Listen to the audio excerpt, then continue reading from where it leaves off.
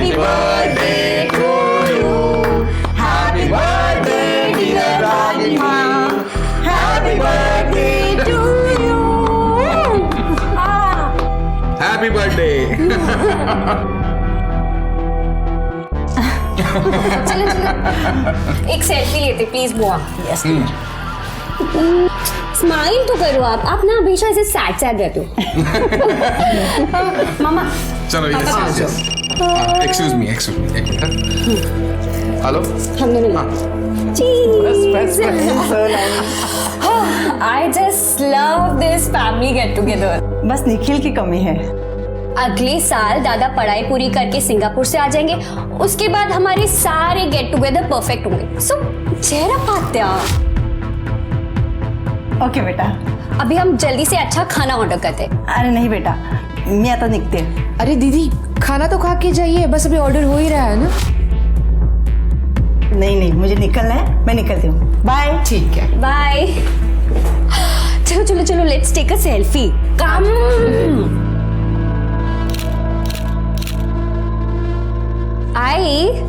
मैंने rice noodles और momos order किया। मोमोज और कर दूं? हाँ कर दे, बढ़ा दे। बाबा अब आप कहाँ जा रहे हो? कहाँ मतलब मुंबई जा रहा हूँ। पर काम है, मीटिंग्स है। पर बाबा एक मिनट रहने दे दिशा, मीटिंग्स मुझसे ज्यादा इंपॉर्टेंट है ना।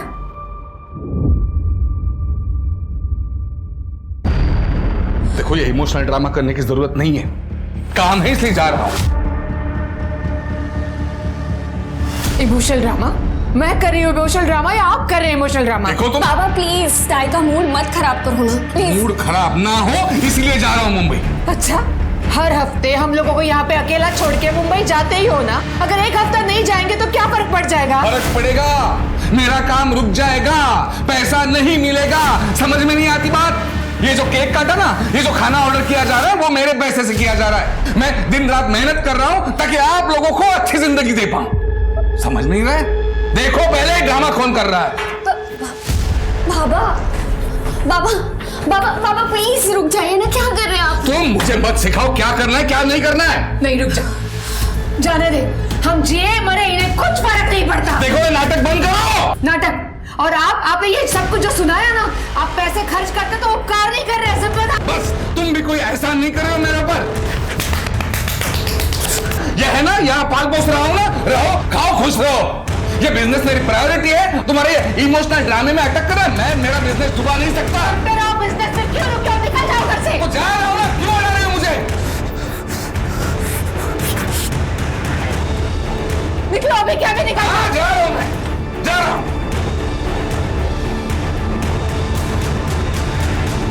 दादा दादा छोड़ो छोड़ो, क्या कर रहे हो यहाँ? दादा बाबा आपको नहीं कह रहे थे। मुझे पता है, लेकिन जब भी इनका झगड़ा होता है मुझे कुछ समझ में नहीं आता। दिमाग में अजीब अजीब आवाजें घूमती हैं। आप रुको, मैं आती हूँ।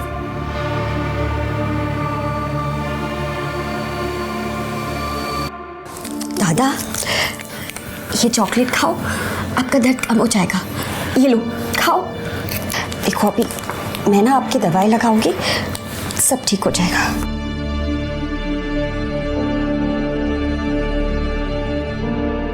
आई की कोई गलती नहीं है।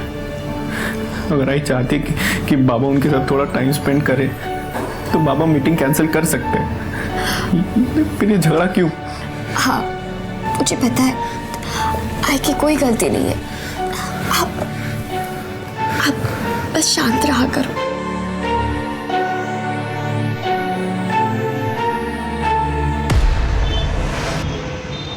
यार यामिनी मैं बहुत परेशान हो गई हूँ। मतलब बाबा क्यों नहीं समझते कि वो दादा के साथ क्या कर रहे हैं? त्रिशा परेशान मत हो, सब ठीक हो जाएगा। मुझे घर के माहौल से घुटन होने लगी है, पता है? त्रिशा सी, ऐसी सिचुएशंस ना लाइफ में आती है और जाती है, ऐसे परेशान नहीं होते यार। और ये रोना धोना बंद कर, ओके? अब अच्छे से smile they. Yes yes yes like a good girl.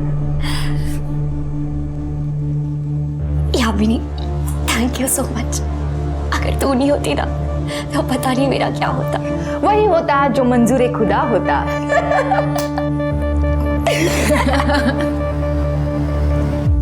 गहरी सांस लें और अपना ध्यान सांस पे केंद्रित करें और इसी के साथ अपने कॉन्शियसनेस यानी अपने अंतर मन में झांकिए। नमस्कार, मैं सर्वेश। मैं एक योगा एक्सपर्ट और स्पिरिचुअल हीलर हूं। आपको अगर मेरी ऑनलाइन क्लासेस ज्वाइन करनी है तो नीचे दिए हुए नंबर पे कॉल कीजिए। धन्यवाद।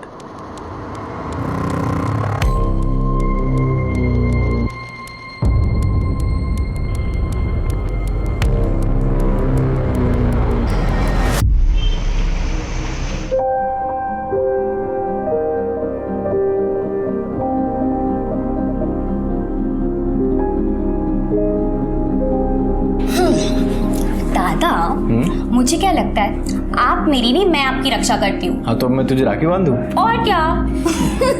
बच्चा हो गया रक्षाबंधन। आत्या, नमस्ते। खुश रहो बच्चा, खुश रहो। दादा, मेरा गिफ्ट किधर है?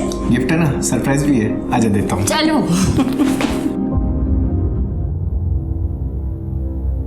भाऊ कुछ है? मुंबई आएंगे थोड़ी देर में।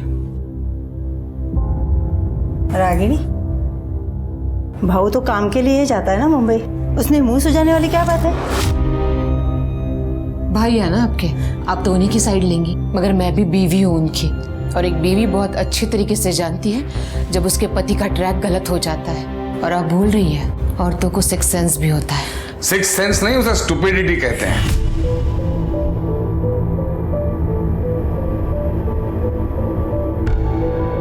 अच्छा, ये बात भी तो ठीक है ना, जहाँ आग होती है वही धुआं निकलता है। और उसी धुएं ने तुम्हें अंधा कर दिया है। अच्छा, मुझे अंधा कर दिया है। बस भी करो अब तुम दोनों। बस करो क्या? तुम्हें पता नहीं है? अजीब वो गरीब औरत है, ये अजीब वो गरीब उल्टी सुल्टी हरकतें करती रहती है, पता है?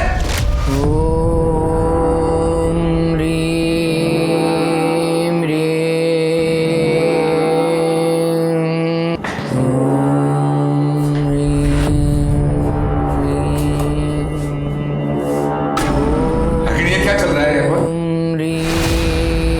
रागिनी? रागिनी?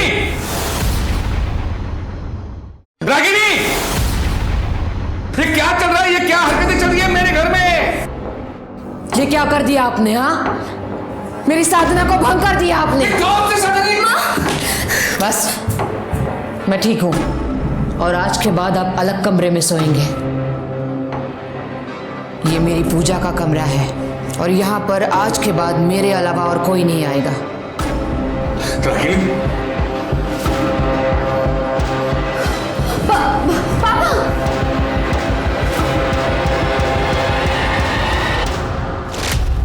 रागिनी, क्या है ये? क्या चल रहा है ये सब घर में? इससे क्या पूछ रही हो? ये क्या बताएगी? इनसे पूछो, बच्चों से पूछो, फिर पता चलेगा सच। हाँ, कम कपड़ों में मैं अपने ही घर में बैठी थी, तुम्हारी तरह नहीं हूं। जहां लड़की देखी नहीं वहां कपड़े उतारना शुरू। और एक शब्द नहीं। बहुत हो गया, मैं तुम्हें डिवोर्स दे रहा हूं। अच्छा, और कर भी क्या सकते हो तुम? कोई और रेडी होगी ना मेरी जगह लेने के लिए? कौन चलाएगी? दूसरों को ज्ञान सिखाती है। दादा, आप चलो, आप चलो। अच्छी क्या इसकी? मारो, कितना मार सकते हो ना, मारो मुझे, मारो। मगर मैं अब चुप नहीं रहूंगी। प्रूफ है मेरे पास, जो प्रूफ मैं तुम्हारी बहन को और बच्चों को दिखाऊंगी। फिर ये मुंह है ना, छुपाते फिरना तुम। आज के जमाने में धोखा, विश्वासघात और मारपीट कई परिवारों की रोज की जिंदगी का हिस्सा बन गया है, जिसका नतीजा ये होता है कि आपसी विश्वास ना होने की वजह से उन घरों में दरिद्रता, दुख और कड़वाहट इस हद तक जगह बना लेती है कि लोग रिश्ते को खत्म करके अलग होना बेहतर समझते हैं। लेकिन जब अनबन के बावजूद एक ही छत के नीचे रहना पड़े तो घर के सदस्य की एक गलती पूरे परिवार को मुश्किल में डाल देती है। जहां रागिनी को टोने टोटके में राहत मिलती थी, वहीं राजवीर घर में फैली निगेटिविटी से खुद को बचाने के लिए अपने आप को तकलीफ देता था।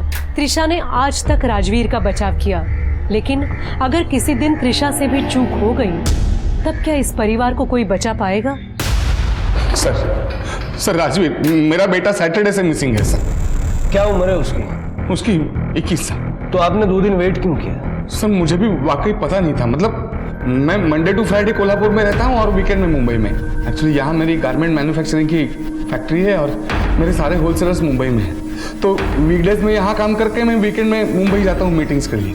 तो वैसे मैं फ्राइडे शाम को गया था सर मुंबई, और आज मैंने आकर देखा तो राजवीर है नहीं। आपके घर में कौन कौन होता है? मेरी वाइफ और मेरी बेटी।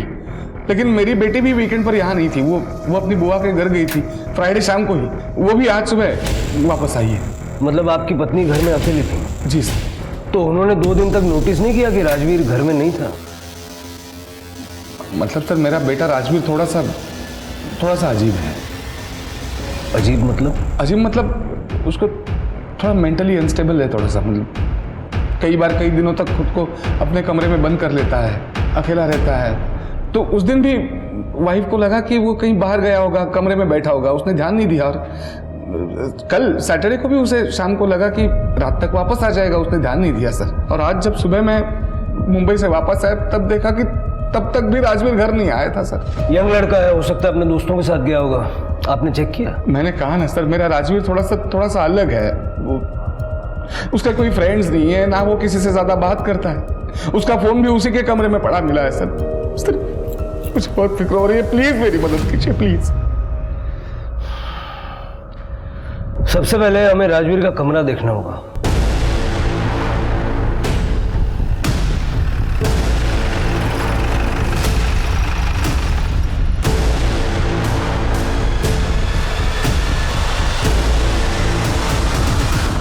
जरा सारा कमरा चेक करो। लगता है कई महीनों से कमरे की खिड़की तक नहीं खुली। आपके बेटे को भूख प्यास नहीं लगती थी क्या? सर आप उसे जानते नहीं हैं। जब भी उसका मूड खराब होता था उसे आसपास कोई नहीं चलता था। बस सहम के अपने आप को रूम में बंद कर लेता है वो। हाँ सर।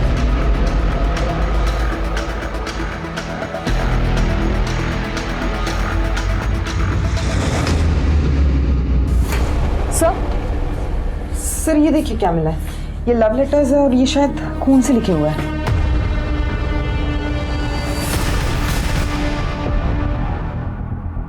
यामिनी? ये यामिनी कौन है? मेरी बेस्ट फ्रेंड है। क्यों? आपके भाई ने चिट्ठियां लिखी है यामिनी को खून से। आई स्वेयर सर, मुझे इसके बारे में कुछ नहीं पता। सर एक फोन मिला है, ये देखिए, एक लड़के की तस्वीर है। ये यामिनी है? हाँ सर। सर इसी लड़के के फोटो से पूरा फोन भरा पड़ा है। लगता है ये उसे बहुत चाहता था। इतना सब कुछ है, आपको कोई आइडिया नहीं? सच में सर मुझे कुछ नहीं पता। और यामिनी मेरे बहुत क्लोज है। अगर दादा ने उसको प्रपोज किया होता तो मुझे वो जरूर बताती। सर ये देखिए, खून से सना हुआ है। ये क्या है ये सब? सर जब भी इन दोनों का झगड़ा होता था दादा खुद को नुकसान पहुंचाते थे। नुकसान मतलब कैसे? वो खुद को स्लिट करते थे। फ्राइडे को मेरे जाने के बाद आप दोनों का झगड़ा हुआ था। नहीं बेटा। यामिनी का नंबर इससे लो और यामिनी को उठाने बोलो। सर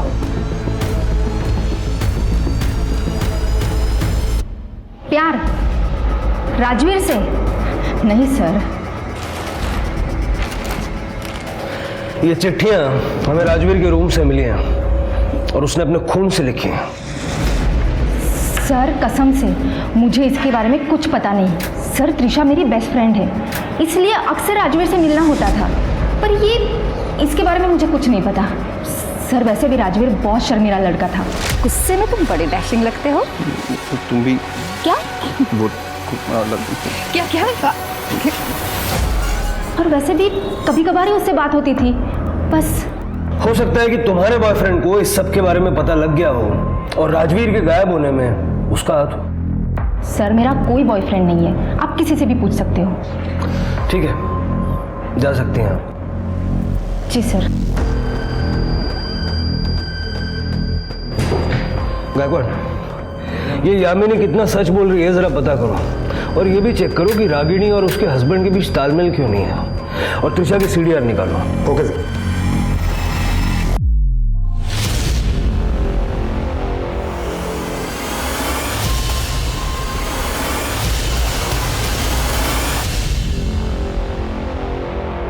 जी सर, मैं जैसे ही जानकारी मिलती है आपको अपडेट करता हूँ सर। जय हिंद। सर, यामिनी की कॉल डिटेल रिपोर्ट से पता चला है कि यामिनी और त्रिशा इन दोनों के बीच में काफी सारी बातें हुआ करती थी, और वो नेचुरल भी है क्योंकि दोनों अच्छी दोस्त थी। हाँ, लेकिन किसी लड़के के साथ यामिनी का कोई कनेक्शन नहीं मिला। अच्छा, स्ट्रेंज। लेकिन सर, जांच के दरमियान और एक बात सामने आई है। ये त्रिशा का सीनियर प्रतीक माने, अरविंद को शक था कि त्रिशा और प्रतीक माने के बीच में कुछ अफेयर है, इसलिए उसने प्रतीक को गुंडों से पिटवाया भी था। और ये राजवीर, उसके साथ भी प्रतीक का झगड़ा हुआ था कुछ दिनों पहले। प्रतीक माने ये त्रिशा का बॉयफ्रेंड हो सकता है? सर कसम से त्रिशा मेरी गर्लफ्रेंड नहीं है। राजवीर और त्रिशा के पापा को भी यही मिसअंडरस्टैंडिंग थी। सर, प्रतीक मेरा मुंह बोला भाई है, और प्रतीक को छोड़िए, दादा को ढूंढिए। ठीक है, तुम लोग जाओ। गायकवाड़, जब तक इनोसेंट नहीं साबित हो जाता इस प्रतीक को भूलना मत। आजकल ये मुंह बोला भाई बोलना आम बात हो गई है। पता करो इस प्रतीक की मुंह बोली बहनें और कितनी है। Okay sir. हाँ पूजा। सर, मैंने साबले परिवार के पड़ोसियों से बात की। उनका कहना है कि रागिनी और अरविंद के बीच अक्सर झगड़े होते रहते हैं। हाँ मैडम, मैं इधर ही बाजू में रहती हूँ। वैसे तो चीखने चिल्लाने की आवाज़ तो रोज़ ही आती है, लेकिन इसमें कोई चौंकाने वाली बात नहीं है मैडम।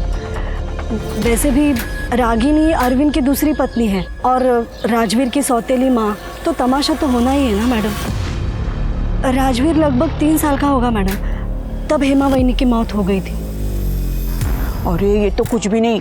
मैंने तो सुना है वो रागिनी काला जादू करती है, काला जादू। अरे सुना क्या, मैंने तो देखा भी है।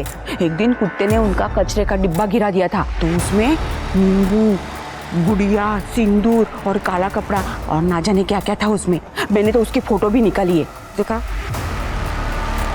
हाँ, ये देखिए।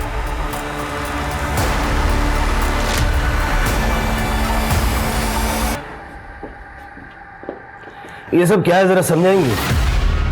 ये सारा मटेरियल आपके घर के पीछे से निकला है। जी, ये सच है कि मैं काला जादू सीख रही हूँ। कहाँ, किससे? Online classes. सर्वेश। ये काला जादू क्यों सीख रही हैं आप, कोई खास वजह? घर की सुख शांति के लिए। घर की सुख शांति तो आपको मिल गई होगी ना, आपके हस्बैंड को दूसरे कमरे में शिफ्ट करके। आपके घर की तलाशी लेनी है हमें। गायकवाड़, जरा बगाना सगड़े खड़ा।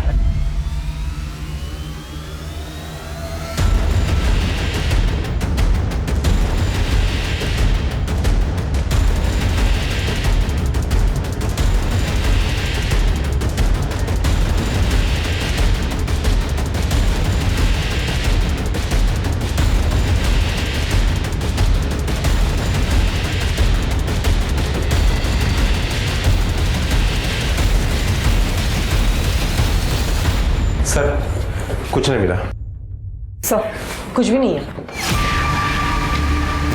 टेरेस।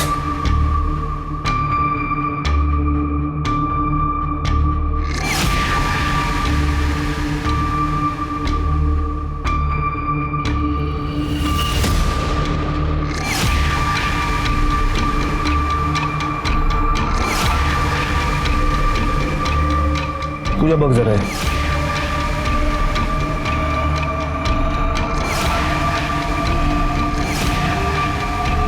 मत देखो, मत देखो, मत देखो।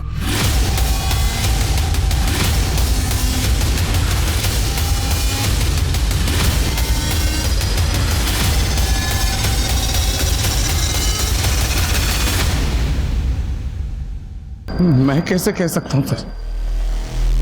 गायकवाड़, ये जो रिमेन्स हैं इनको पोस्टमार्टम के लिए भेजो। रिका में सर, सारे छत पे जरा अच्छे से चेक करो, देखो कुछ मिलता है क्या। जी सर।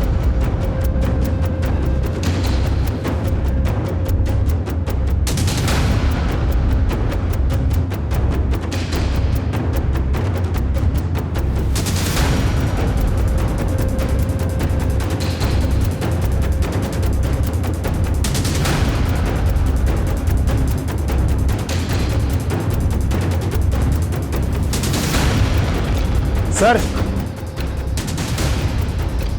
ये देखिए, ये आपका लगता है?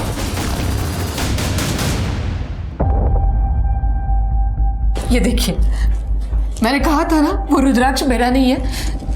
ये रही मेरी रुद्राक्ष की माला, पूरे 108 है, देख लीजिए, और शेड भी अलग है। अब काला जादू समझे या तंत्र मंत्र, करती तो मैं अपने घर के लिए ही थी ना, और अपने राजवीर के लिए भी, और उसकी मौत का इल्जाम आपने मुझे पे लगा दिया। देखिए ऐसा है, जब ये हुआ तो आप घर में अकेली थी और आप चाहती है हम ये मान लें कि आपने ना कुछ देखा ना सुना। फ्राइडे नाइट को मैंने और राजवीर ने खाना खाया और फिर मैं अपने कमरे में सोने के लिए चली गई। सैटरडे को सुबह तो मैं सत्संग चली गई थी सर। अब चाहिए तो सत्संग में जो लोग आए थे उनसे इंक्वायरी कर सकते हैं। ये सत्संग से आप कब वापस आई? सैटरडे नाइट को। सैटरडे को जब मैं सत्संग से वापस आई तो राजवीर का कमरा बंद था। फिर मैंने सोचा मैं संडे को सुबह बात करूंगी और मैं सोने के लिए चली गई। राजवीर, संडे को जब मैं उसके कमरे में गई तो वो वहां पे नहीं था। मुझे लगा कहीं बाहर गया होगा, इसलिए मैंने उसे फोन किया, मगर मैंने देखा उसका फोन कमरे में ही था।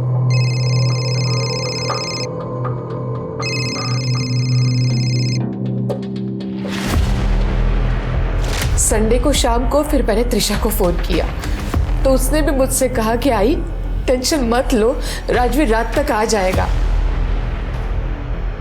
फिर मैं सोने के लिए चली गई ये सोचकर कि उसे लेट हो जाएगा। फिर मंडे को सुबह जब मैं उठी और मैंने देखा तब भी राजवीर अपने कमरे में नहीं था और उसी वक्त अरविंद घर पे आ गए। क्या तुमने उसे 2 दिन से नहीं देखा?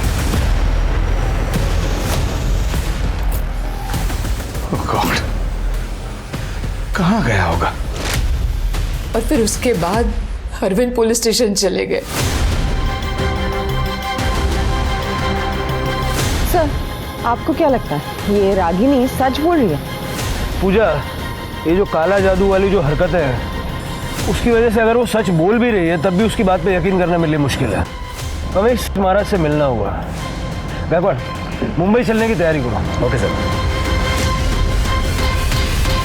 सर वो सरफिरी औरत है, बकवास कर रही है वो। और एक बात मैं आपको क्लियर कर दूं, मैंने आज तक कभी काला जादू किया नहीं है और ना ही मैं सिखाता हूं। मैं एक वेल रेप्यूटेड योगा टीचर हूं और सेल्फ हीलर भी हूं। आज तक मैंने जिन लोगों की मदद की है आप उनसे जाके पूछ सकते हो। जाहिर सी बात है कि आप ये काला जादू खुलेआम तो सिखाते नहीं होंगे, कहीं ये योगा और हीलिंग की आड़ में तो ये सब काम नहीं करते। रागिनी ने हमसे साफ शब्दों में ये कहा कि वो आपसे काला जादू सीख रही है। कुछ भी बोल रही है वो, बल्कि रागिनी ने मेरे पास ऑनलाइन सेल्फ हीलिंग का कोर्स ज्वाइन किया था। एक दिन मैं ऑनलाइन क्लास ले रहा था तब अचानक से उसने, ये क्या कर रही हैं आप? अब हॉट योगा के लिए रेडी हो जाओ। रुक जाइए, देखिए ये सब बंद कीजिए।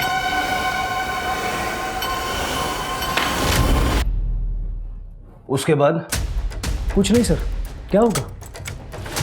उस दिन से मैंने उससे बात करना बंद किया। सर मुझे वो क्रेजी अनस्टेबल औरत लगी। आई की सेमिन्यूट पूजा की वजह से घर में बहुत स्ट्रेस था, लेकिन इसमें भी बाबा की गलती थी। मतलब? आई को डाउट था कि बाबा का मुंबई में एक्स्ट्रा मैरिटल अफेयर है, और एक बार तो आई ने कहा भी था कि उनके पास कुछ फोटोज और प्रूफ्स है कि बाबा उन्हें धोखा दे रहे हैं।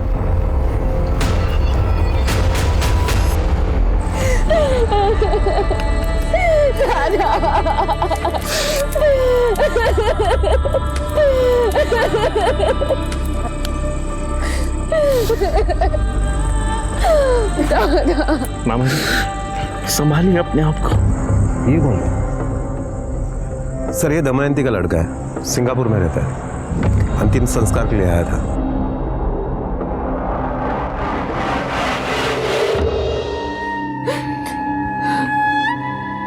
राजवीर के जाने से ऐसा लग रहा है कि दुनिया में कुछ बचा ही नहीं। जो भी कमाया जो सब उसी के लिए तो था। मामा, सांभाळा स्वतःला। देखिए, आपको जब तक मेरी जरूरत है मैं यहाँ रहने के लिए तैयार हूँ, आप ही के पास। लेकिन बेटा तुम अपनी पढ़ाई बर्बाद मत करना। सिंगापुर में जाओ, अच्छी पढ़ाई करियो, हम संभाल लेंगे।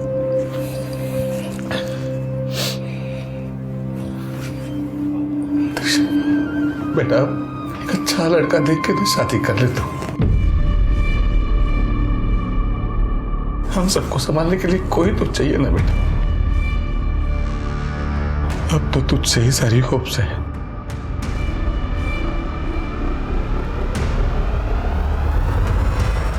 आत्या, अगर पापा जैसा चाहते हैं मैं वैसा करूंगी तो मेरी लाइफ तो बर्बाद हो जाएगी ना।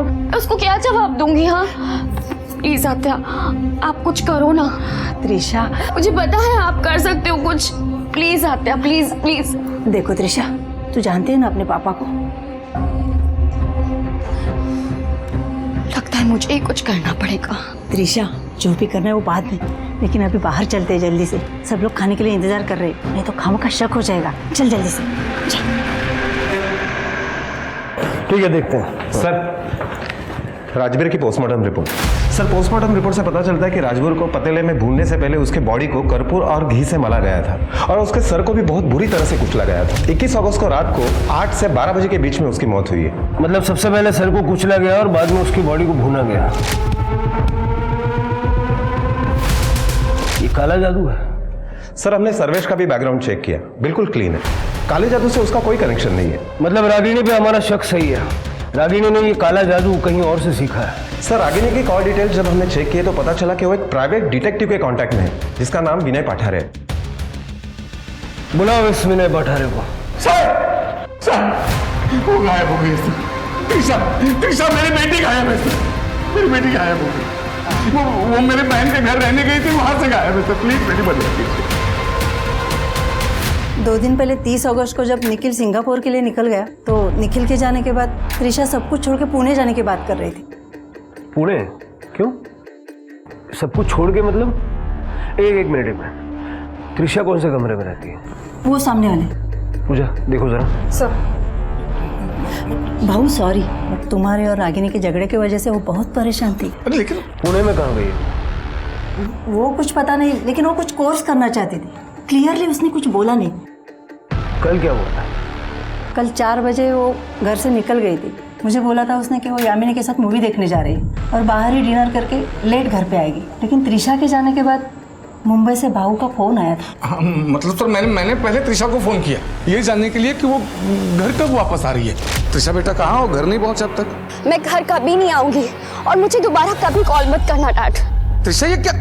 हेलो त्रिशा, मैंने उसे वापस बार बार फोन करने की कोशिश की लेकिन उसने फोन बंद कर दिया सर। मैं घबरा गया, तुरंत कोल्हापुर आया और यहाँ ताई के घर आया। मुझे लगा था गुस्सा होकर यहाँ आई होगी त्रिशा, लेकिन सर वो यहाँ से भी निकल गई थी। सर त्रिशा जिस रूम में रह रही थी पूरा रूम चेक कर लिया, लेकिन वो सब कुछ लेके जा चुकी है।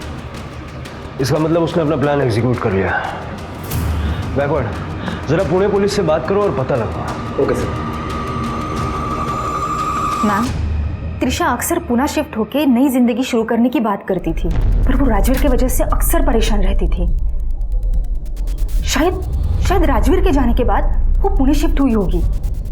पर मैम, अगर वो ऐसा करती तो वो मुझे ज़रूर बताती।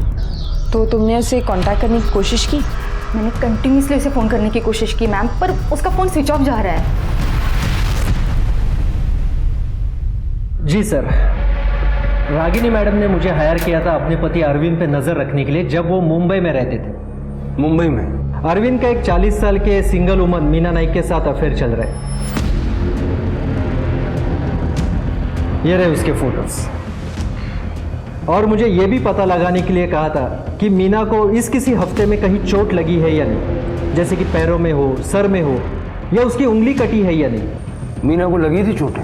मुझे ताज्जुब होता था कि रागिनी मैडम मुझे फोटो क्लिक करने के लिए कहती क्यों है, जबकि उन्हें पहले से ही पता है कि मीना को कहाँ चोट लगी है। फिर मैं भी सोचता था कि मुझे इस काम के पैसे मिल रहे तो मैं भी करता रहा। बड़े दिल वाला आदमी है तू। मीना का पता दे चल मुंबई का।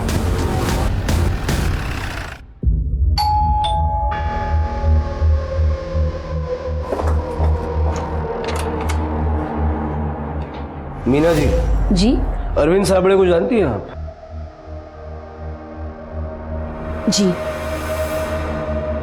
मैं अरविंद के साथ रिलेशनशिप में हूँ। कई साल पहले मेरा डिवोर्स हो चुका है। अरविंद मुझसे शादी करना चाहते थे, वो रागिनी को तलाक देने वाले थे, मगर मुझे शक हुआ कि कुछ दिनों से कोई मेरा पीछा कर रहा है।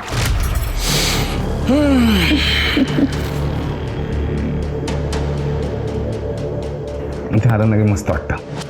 अरविंद, अरविंद वहाँ कोई है? वहाँ? हाँ।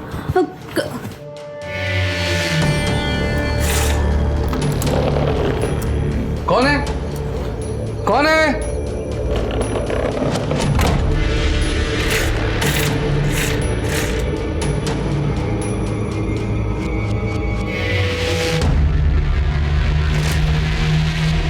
ये जो आपको हाथ में और सर पे चोटें लगी हैं, इसके लिए अरविंद जिम्मेदार है? हाँ?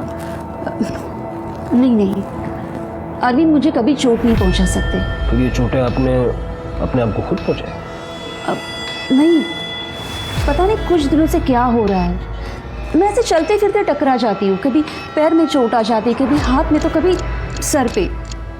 ऐसा लग रहा है कि कोई मुझ पे काला जादू कर रहा हो। अरविंद ने मुझे बताया था कि उसकी बीवी रागिनी काला जादू टोना करती है। कहीं ऐसे तो नहीं कि वही मुझ पे ये जादू टोना कर रही है? अरविंद को भी जब से पता चला था कि वो काला जादू करती है, वो खुद को लेकर और बच्चों को लेकर काफ़ी डर गया था।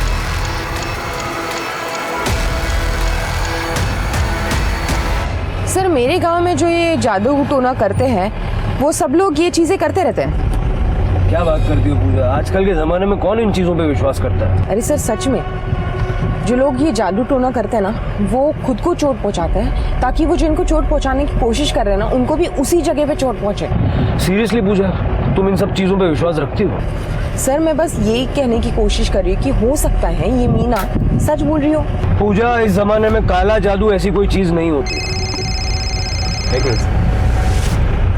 हेलो, ठीक है सर, गणेश नगर एरिया में एक फीमेल की डेड बॉडी मिली है।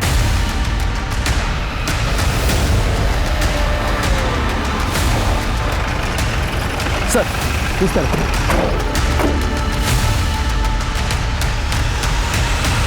सर, त्रिशा का गला दबा के उसे मारा गया है। इसकी गर्दन ट्विस्टेड है। फैमिली को बुलवा के आइडेंटिफिकेशन करवा लो। Okay sir. त्रिशा के मर्डर से पुलिस सख्ते में आ गई थी। क्या त्रिशा भी काले जादू की शिकार हुई थी या फिर उसकी मौत की वजह कुछ और थी? पुलिस ने इन्वेस्टिगेशन के दौरान नोटिस किया कि त्रिशा की बॉडी दमयंती बुआ के घर के महज 2 किलोमीटर की दूरी पर बस स्टैंड के पास मिली थी। तो क्या उसने बस स्टैंड तक ऑटो या फिर प्राइवेट टैक्सी ली थी? पुलिस ने ऑटो और प्राइवेट टैक्सी ड्राइवरों से पूछताछ करने का फैसला किया और साथ ही उस दिन का सीसीटीवी फुटेज भी खंगाला। साथ ही पुलिस ने त्रिशा की बुआ दमयंती से भी पूछताछ की, जिसके बाद पुलिस को इस केस के संदिग्ध हत्यारे तक पहुंचने का सुराग मिल गया। सर, मैं त्रिशा को क्यों मारूंगा? मैं तो खुद अपनी जान लेने वाला था जब मुझे त्रिशा और यामिनी के बारे में पता चला था। क्या मतलब? सर, आपको नहीं पता? क्या? सर, त्रिशा और यामिनी दोनों रिलेशनशिप में थे। वो दोनों लेस्बियन थे।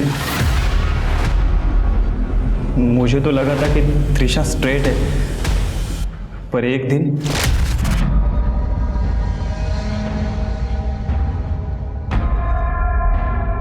इनफैक्ट बुआ को उनके रिलेशन के बारे में पता था और एक दिन मैंने यामिनी से भी इस बारे में बात की थी। तू त्रिशा की जिंदगी से दूर रह समझे, वरना जान से मार दूंगा। हेलो, तेरी हिम्मत कैसे हो यामिनी से ऐसी बात करने की? हाँ त्रिशा, संभल जा। हमारे सोसाइटी में ये सब एक्सेप्टेबल नहीं है। हमारे संस्कार ये नहीं सिखाते। तू होता कौन है मुझे संस्कार सिखाने वाला? त्रिशा मेरी बुआ इस जनरेशन की नहीं है, फिर भी वो मुझे सपोर्ट करती है। मैं तुझे भाई मानती हूँ, इसका मतलब ये नहीं है कि तू भाईगिरी दिखाएगा यहाँ पर। त्रिशा, लेकिन Just leave from here. मैं तुझे इस गंदगी में नहीं रहने दूंगा, चाहे जो हो जाए। और जब त्रिशा ने तेरी धमकियों पे ध्यान नहीं दिया तो उसे मार दिया? नहीं सर, मैं उसे मारना तो दूर, चोट भी नहीं पहुंचा सकता था सर। क्योंकि क्या? क्योंकि सर, मैं उससे बहुत प्यार करता था और ये ज़बरदस्ती मुंह बोला भाई वाला टैग भी हटा देना चाहता था। मुझे गुस्सा आया था जब मुझे पता चला उसके और यामिनी के रिलेशन के बारे में, पर सर मैं कभी उसे मार नहीं सकता सर। बिठा के रखो इसे। सर, सर पोस्टमार्टम रिपोर्ट से ये क्लियर हुआ है कि त्रिशा की मौत गला दबा की हुई, उसकी गर्दन टूटी हुई। सर फोर्स सेक्स या रेप का कोई भी साइन नहीं है। चल के अरविंद और दमयंती से बात करता हूँ। अगर बुआ त्रिशा के इस रिश्ते के बारे में जानती थी तो उसने हमें क्यों नहीं बताया?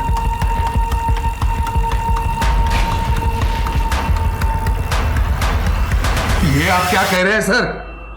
आपकी हिम्मत कैसे हुई मेरी बेटी के बारे में ऐसी बातें करने की? भाऊ, हे खरे, त्रिशा और यामिनी के रिलेशन के बारे में मुझे पता था। वो दोनों पुणे भागना चाहते थे, मैंने उनको सपोर्ट भी किया। यामिनी त्रिशा का इंतजार बस स्टैंड पे कर रही थी, लेकिन जब काफी देर तक त्रिशा आई नहीं तो वो डर गई। ये क्या है? क्या सुन रहा हूं मैं? क्या चल रहा है? भाऊ, इसके बारे में रागिनी को भी पता था। उसने तो एक दिन, देखो रागिनी, माँ होने के नाते त्रिशा का साथ देना चाहिए तुम्हें। बिल्कुल दीदी, मैंने अभी सीखा है, मैं त्रिशा को ठीक कर सकती हूँ। वो बिल्कुल ठीक हो जाएगी। मतलब क्या है तुम्हारा? सर्वेश महाराज ने मुझे रास्ता दिखाया है, बिल्कुल उसी तरह जैसे मैंने अपनी सौतन को सबक सिखाया था। मैं त्रिशा को भी ठीक कर दूंगी। ओम आपने अपनी बेटी पे काला जादू किया, मार डाला उसे? मैं उसे बचाना चाहती थी, मैं उसे मारना नहीं चाहती थी। आप समझ नहीं रहे हैं। समझने की कोशिश कर रहे हैं। जरा हाथ दिखाइए अपना। पूजा, ये क्या है? रिका में जरा दाखवा था वीडियो। हमारी साइबर टीम ने कुछ वीडियोस रिकवर किए जो आपने डिलीट कर दिए थे। ये देखिए, ये क्या है? जहां जहां आपने अपने आप को चोट पहुंचाई वही मीना को चोट लगी। मुझे सर्वेश ने ऐसा करने के लिए कहा था, लेकिन सर्वेश ने तो कहा कि उसने आपसे बातचीत करना बंद कर दिया था उस दिन से जिस दिन आपने ऑन कैमरा उसके साथ बदतमीजी की। क्या? नहीं, ऐसा कुछ भी नहीं हुआ था। मैं तो उन्हें हमेशा इज्जत देती थी। वो हमेशा मुझे समझाया करते थे कि मुझे क्या करना चाहिए और क्या नहीं। उन्होंने कहा था कि मेरे पति मेरे पास वापस आएंगे और हम हंसी खुशी वापस साथ रहेंगे। ये आप और सर्वेश बातचीत कब और कैसे करते थे? मतलब हमें कोई रिकॉर्ड नहीं मिली। Social media through. जब भी उन्हें बात करनी होती थी वो मुझे ऑनलाइन बुलाते थे। मतलब सर्वेश के कहने पे आपने राजवीर को मार दिया? नहीं, मैंने राजवीर को नहीं मारा, मैं सच कह रही हूँ। बल्कि मुझे एक बहुत बड़ी पूजा करनी थी और वो पूजा के लिए जो भी सामग्री है वो इकट्ठा करने के लिए मुझे सर्वेश ने कहा था। उन्होंने कहा था कि मैं जब भी ये पूजा करूँ तो आसपास कोई नहीं होना चाहिए। और एक दिन मुझे उन्होंने सरप्राइज दिया। वो यहाँ घर पे आए थे। सर्वेश यहाँ आया था? कब? फ्राइडे की शाम को, जब अरविंद और त्रिशा चले गए थे। इतनी सारी बातें आपने हमें पहले क्यों नहीं बताई? वो सर्वेश ने कहा था कि ये सब कुछ मुझे सीक्रेट रखना होगा, तभी काला जादू काम करेगा। आपने उसे बुलाया था? नहीं, उन्होंने कहा था कि उनका कोल्हापुर में कुछ काम है इसलिए वो आ गए। और सर, उस दिन राजवीर और उन्होंने मेरे साथ डिनर भी किया था। यह आपकी पाचन क्रिया में मदद करेगा। मैं भी पी लेता, लेकिन मेरी अब टैक्सी आएगी। आप ही आनंद लीजिए इसका।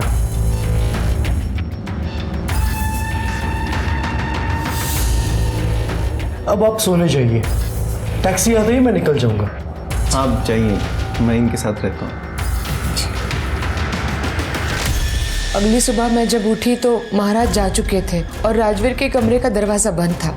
मुझे लगा वो सो रहा है, फिर मैं सत्संग चली गई। और बाकी सब कुछ तो मैं आपको पहले ही बता चुकी हूँ। आपकी बातों में कितनी सच्चाई है ये जब तक हम लोग पता लगाते हैं आप हमारी निगरानी में रहेंगे। पूजा, क्यों सा रहना?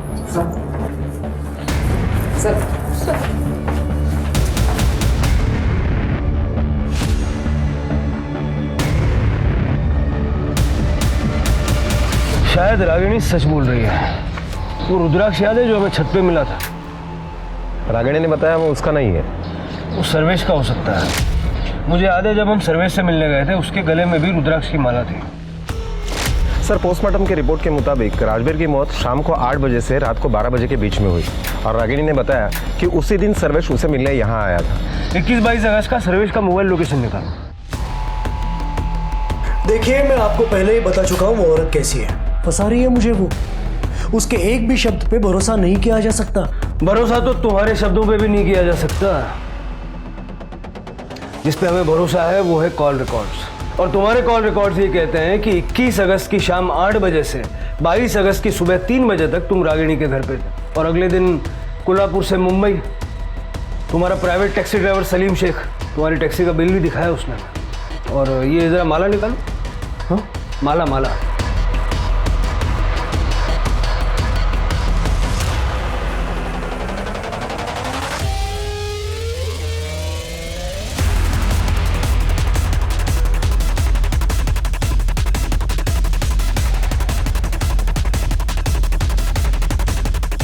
ये भी तो भूल गए थे आप रागिनी की छत पे। अब सीधा सीधा सब कुछ बताओगे या तुम्हारी हीलिंग हम शुरू करें? हाँ, मैं गया था रागिनी के घर।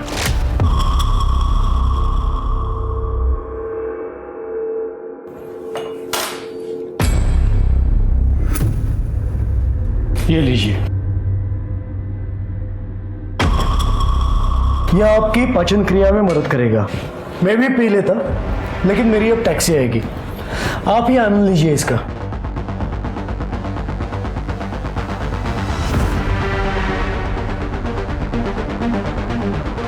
अब आप सोने जाइए, टैक्सी आते ही मैं निकल जाऊंगा। आप जाइए, मैं इनके साथ रहता हूँ। उस रात रागिनी अपने कमरे में चली गई और यहाँ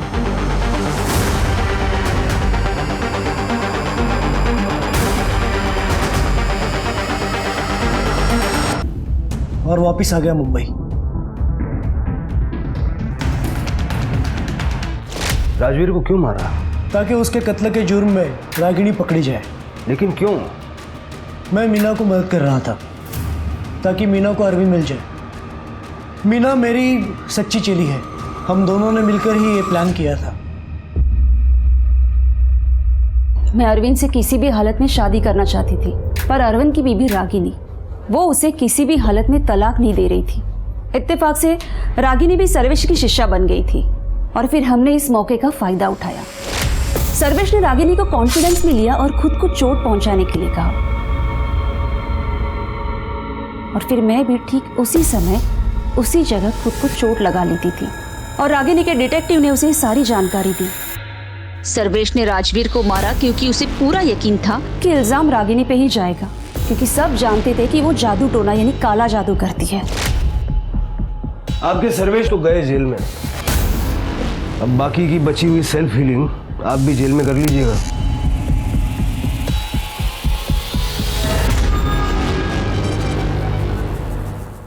सर, एक ऑटो ड्राइवर मिला है। मर्डर वाले दिन उसने त्रिशा को देखा था। जब मैंने त्रिशा के बारे में उससे पूछा तो उसने कहा कि त्रिशा ने किसी और के साथ उसका ऑटो शेयर किया था। आने देना। Yes sir. सब 20-22 साल का लड़का था। वो लड़की ऐसे रोड के साइड पे इंतज़ार कर रही थी तो लड़के ने उसको देखा और मेरे को रिक्शा रोकने के लिए बोला। अरे यार, मेरी एक प्रॉब्लम हो गई है, सॉल्व करनी है। हेल्प करेगी क्या? हाँ चलो ना। आजा। फिर सब उन दोनों ने रिक्शा में ज़्यादा बात नहीं किया तो मैंने उनको गणेश नगर छोड़ा और वहाँ से निकल गया। प्रतीक से फोटो दाखवा ना।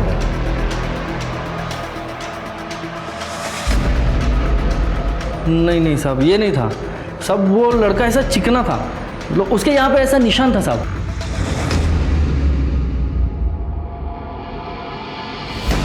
बैकवर्ड। यही था साहब, यही था।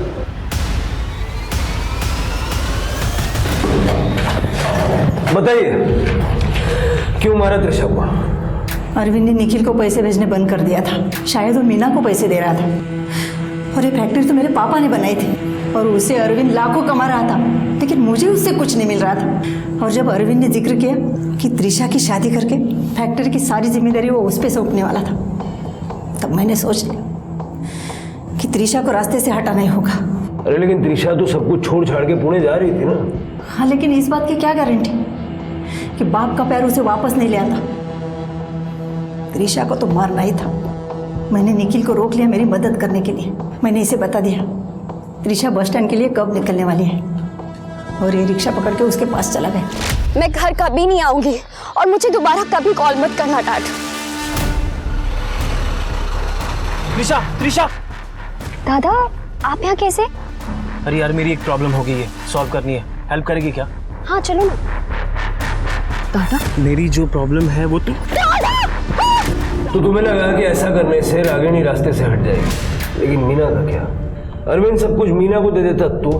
हम लोग ने मीना और अरविंद को मारने के प्लान पे भी काम करना शुरू कर दिया था। अरे वो सब तो हमारा था, मेरा और मेरे बेटे का था, वो हमें मिलना चाहिए था। संपत्ति के मोह में तुम दोनों माँ बेटे किस हद तक जाने के लिए तैयार हो चुके हो, इस बात का रियलाइजेशन है तुम्हें?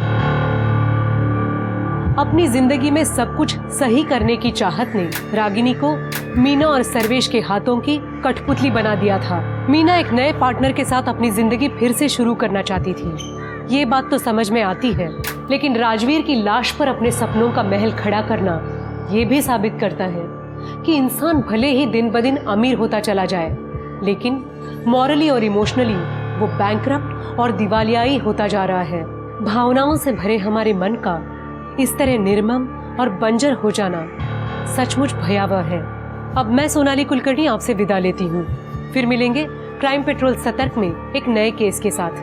तब तक अपना और अपने परिवार का ख्याल रखिए, मास्क पहनिए, सैनिटाइजर का इस्तेमाल कीजिए और सोशल डिस्टेंसिंग बनाए रखिए। देखते रहिए क्राइम पेट्रोल सतर्क। जय हिंद।